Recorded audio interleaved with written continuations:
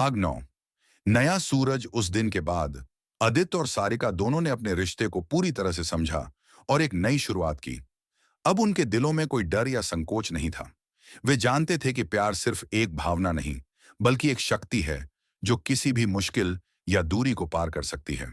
उन दोनों के बीच का रिश्ता अब कहीं ज्यादा गहरा और मजबूत था, क्योंकि वे एक दूसरे पर विश्वास करते थे और एक दूसरे के साथ हर मुश्किल का सामना करने के लिए तैयार थे। एक शाम जब वे दोनों कॉलेज के पास एक छोटे से बाग में बैठे थे, आदित्य ने अपने दिल की बात की। उसने धीरे से सारिका को गले लगाते हुए कहा, तुमसे मिलकर मैंने जाना कि प्यार वही है जो हमें बिना किसी शर्त के एक दूसरे के पास लाता है।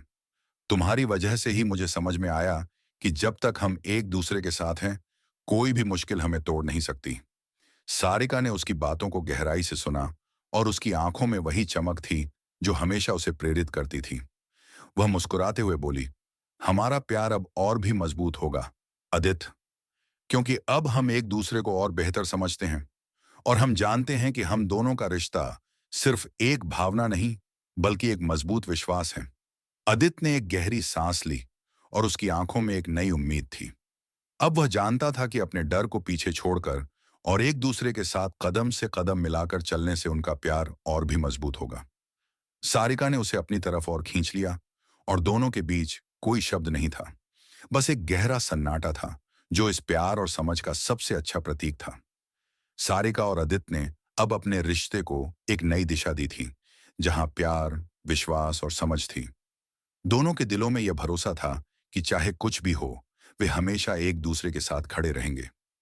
उनके रिश्ते में अब कोई खामोशी नहीं थी, क्योंकि अब उनकी आवाजें एक दूसरे से जुड़ी हुई थीं। हर रोज जैसे वे एक नई शुरुआत कर रहे थे, एक नए सूरज की तरह जो उनके जीवन को और भी रोशन कर रहा था। वह दिन उनके लिए एक नए सूरज की तरह था, जहां उनका प्यार अब पहले से भी ज्यादा मजबूत और स्पष्ट था। अब उनके रिश्ते में कोई जगह नहीं थी संकोच की, केवल सच्चा और ईमानदार प्यार था जो हर मुश्किल को आसान बना देता था।